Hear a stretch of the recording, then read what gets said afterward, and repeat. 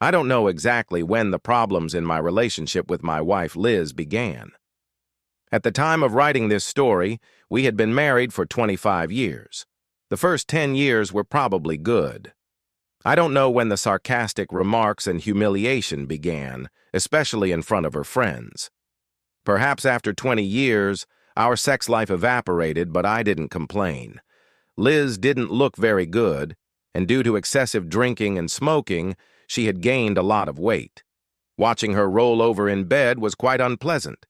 How long it took her belly to reach her shoulders and how it bounced when I finally lay down on the bed. Perhaps it was because of her excess weight or excessive alcohol consumption that she developed an unpleasant snore. Every time I mentioned it, it was like lighting dynamite. After 20 years of marriage, I moved into the guest room. By nature, I tend to avoid conflict, which is strange because my job as a forensic accountant involves a lot of conflict. After a day of arguing at work, I didn't need it at home. To keep myself sane, I worked 60 hours a week plus time at home. If I wasn't working, I was coaching one of my two sons' soccer teams. If I wasn't on the soccer field, I was working out in the home gym I had spent over a decade building. I was mostly busy to avoid Liz's verbal abuse and try to maintain my self-respect. But life has a way of making adjustments. I was 10 years older than Liz, and had always planned to retire at 62.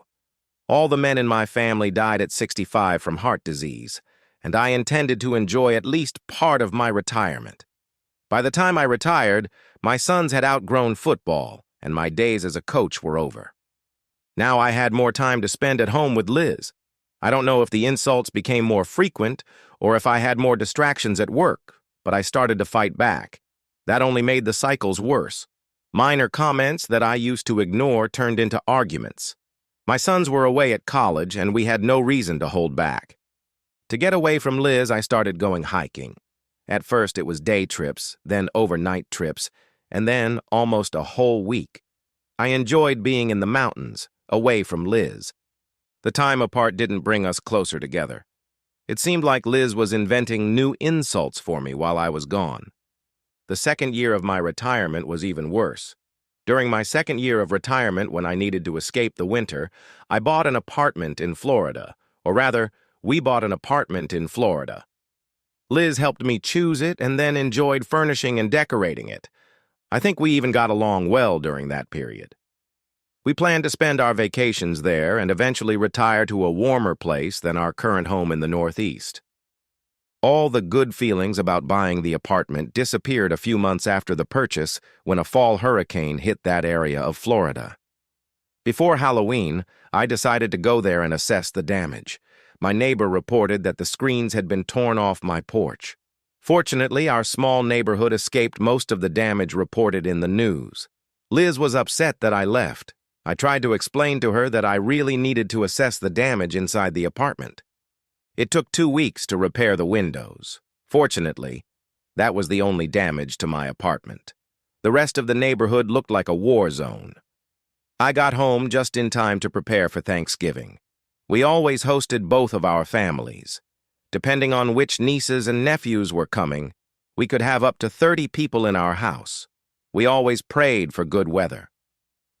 When I got back, Liz was even more unpleasant. We couldn't agree on anything. We had been hosting Thanksgiving for 12 years. Arguing didn't help, so I said, "What the heck?" and agreed to everything she wanted.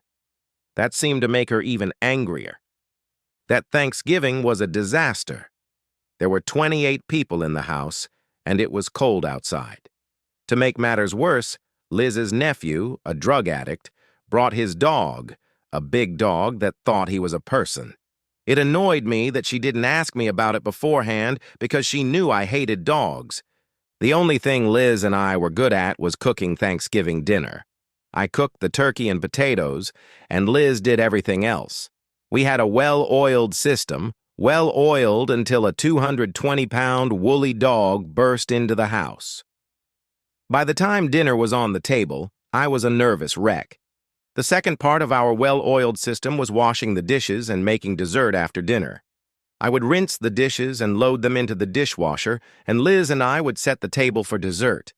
The damn dog kept getting in the way, licking the dishes in the dishwasher and jumping on the table, trying to eat the dessert we were preparing.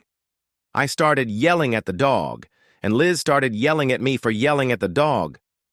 She talked to me like I was a 2-year-old, and I was embarrassed by how she treated me in front of my brother. I left without saying goodbye to my brother, my wife, my children, or anyone else in the house. I went for a walk and ended up at a bar a few blocks from home.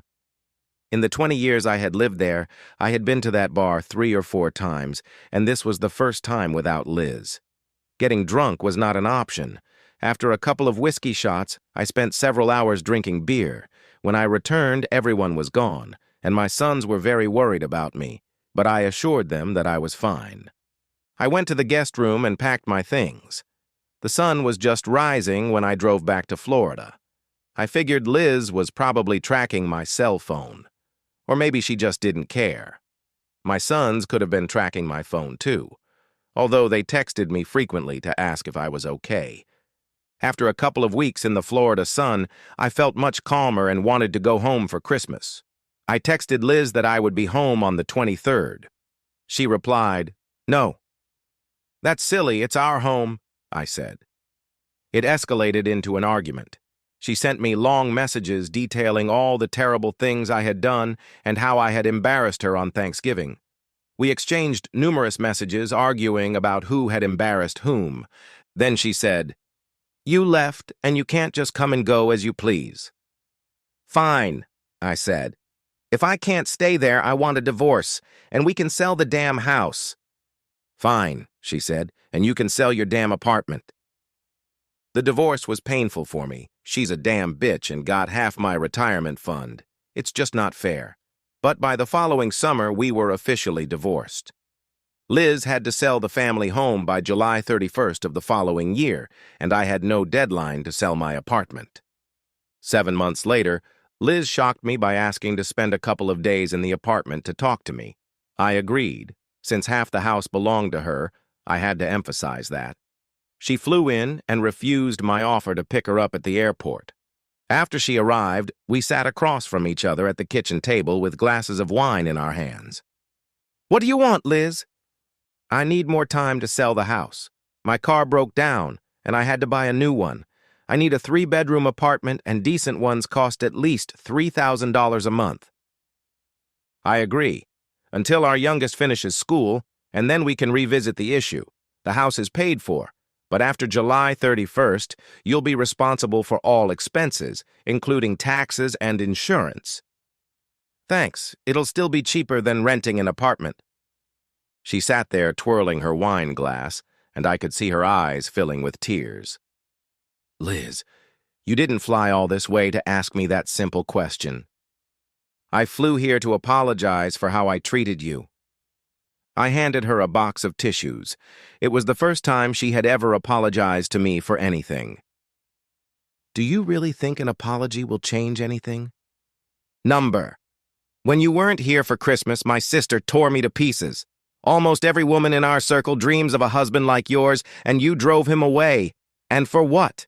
You put my son and his dog above your husband. You're a damn fool." She insisted I see a psychologist. I followed her advice. The psychologist analyzed my relationship with you. I answered all her questions positively. You are an ideal father who always took care of our boys, trained them, and was a positive role model, even though you had a very stressful job. When we had an event, you were always there, cooking and washing the dishes. We weren't rich, but we always had enough money for everything we needed. And you took us on great vacations every year. I don't think you gained a single pound in the 20-plus years we were together. But I knew all that before the counseling session because my friends always reminded me of it. I was often accused of seducing a younger man, even though you were 10 years older than me. Comments about how fit you were during our summer barbecues by the pool. All my friends dreamed of a husband like you when we had parties. You did a great job landscaping the backyard. The list goes on and on. Instead of gratitude, I felt jealousy, which is the word my therapist used. Before you retired, my friends always teased me that you would cheat on me because even at 50 you were still handsome. I told them that was impossible because I always know where you are. And when you retired, my friends who idolized you a month ago turned against you. You were supposed to become a house husband, clean the house, do the laundry, and cook dinner every night. And when you started going on week-long hiking trips, they were sure you were cheating on me. Who goes to the mountains alone for a whole week? They asked. I let them turn me against you. On top of that, there were the usual things every woman goes through. Menopause. My breasts sagged. Wrinkles appeared. I gained weight. Men stopped paying attention to me. I became invisible. They looked past me, trying to find some beauty. According to the psychologist, to cope with my low self-esteem, I had to humiliate you. The psychologist listed everything I had done to you. I was horrified listening to myself describe my actions, and you still bought me roses. Why are we doing this, Liz? It can't be fixed. Wait, it gets worse. In my sophomore year, when you started going away for the weekends, I would go to a bar at the end of the block. I would put on makeup, wear a nice dress, and start drinking. I was turned on by the attention from men. Eventually, I went home with a guy and let him sleep with me and do other things. I was disgusting to myself. The sex was disgusting, but I was thrilled that someone found me desirable. That summer, I did it 2 more times. I hated myself, and I hated you even more because if it weren't for you, I would never have done anything. God, how I hated you. I know I made your life hell. The last straw was how I humiliated you on Thanksgiving. Liz emptied her glass and I refilled it. I didn't know what to think. Liz's infidelity didn't bother me as much as I thought it did. And what good would this anger do? I was enjoying the good life in Florida, even though the women who flirted with me every day didn't interest me. Liz, is this supposed to make me feel better? Not really. According to my therapist, the confession is supposed to help me feel better. I guess it's just another dose of verbal abuse. You don't look as angry as I thought you would be. What's the point? I'm not happy about it. But considering how you've treated me for the last 12 years, your infidelity doesn't even make the top 10 list of worst things you've done. I deserve this, she said. Anything else, Liz? Because after that bombshell, I want to go to bed. And the sight of you is making me nauseous. She really started crying hard and whispered, One more thing, please, before you go to bed. We sat there staring at our wine glasses, and finally she looked up and said, I have breast cancer, stage 3. I'm going to lose my left breast and probably my right. Then she started sobbing uncontrollably. I rushed over to her, hugged her, and she buried her head in my shoulder and continued to sob. 2 minutes ago, I hated her with every fiber of my being, and now I was holding her in my arms. I need you. You've always been my rock, even when I hated you. I don't know if I can get through this without you. Please, let's go home. We sat down on the couch after standing in the kitchen for what seemed like minutes or hours. I don't know. After sitting on the couch for a few minutes, Liz laid her head on my lap and fell asleep within seconds. I sat there, staring at my reflection on the TV and wondering what the hell I was going to do. When I had to make important decisions in my life, I always tried to choose the right option, not the one I wanted. Liz knew that. Part of me wanted to throw Liz out on the street. I think that's why she told me about her affairs, so that I wouldn't know anything when I had to make a decision. Of course, I only had one option.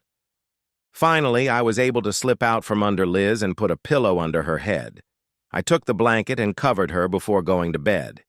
It's funny how I tossed and turned before finally deciding whether to go home with her or not. When I got up, Liz was no longer on the couch. I thought she had left, but then I found her asleep in the guest room. I made coffee, prepared the ingredients for an omelet, and then gently woke her up and told her breakfast would be ready soon. When she sat down at the table, I said, I'm not going with you, Liz. I'm very sorry you have cancer, but you've been cancer to my self-esteem, my happiness, my sense of well-being. It took me months of therapy to understand why I had suicidal thoughts so often. I know you'll promise never to do this to me again, but it's in your nature. It comes so easily to you. Eventually, you'll go back to your old ways, and that will cause my cancer to consume me. I can't risk my mental health. She looked me in the eyes, and I swear I saw the old Liz, the sharp Liz, ready to fire off some barbed remark. Then her shoulders slumped as she realized that my prediction had come true, except that this time she was able to keep her mouth shut. When did I become such a mean woman? Death is knocking at my door, and I'm a fucking bitch. I was a fucking bitch.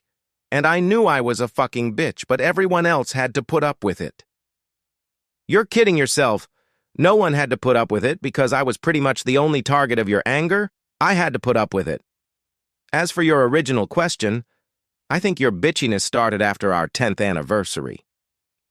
So you put up with me, you bitch, for more than half of our marriage?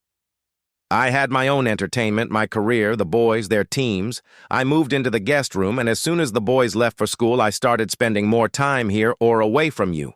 That Thanksgiving was the last straw. You could have found someone else in the last 10 years. Liz, do you hear what you're saying? You're a bitch even at your best. Imagine if I had left you for another woman, but more importantly, you already destroyed everything I was. All my priorities were focused on the boys, their well-being, and raising them to be good people. Imagine if one or both of them became your new center of attention. I couldn't take that risk.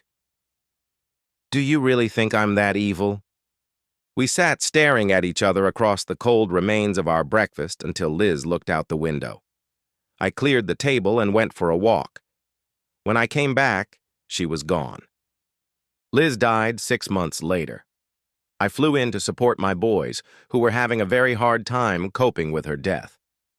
After the funeral, Liz's sister approached me. Liz told me she was flying to Florida in the hope that you would come back with her. I told her I was praying you wouldn't come back. After she returned, she hardly spoke to me or our brother and never told us about her condition. It was your sons who told us that she was in hospice care and had returned to your home. I visited her at your house, and she told me that she had refused all cancer treatment, surgery, chemotherapy, everything. All she would allow was painkillers. I don't know what they talked about when she was in Florida, she didn't tell me, but maybe she finally realized how badly she treated you. In her last days, she gave me this letter for you. I never read that letter, didn't see the point. It's in a pile of stuff from my old house, along with all the love letters she wrote me in the early years of our relationship. Cold and scared, ghosts of everything we were.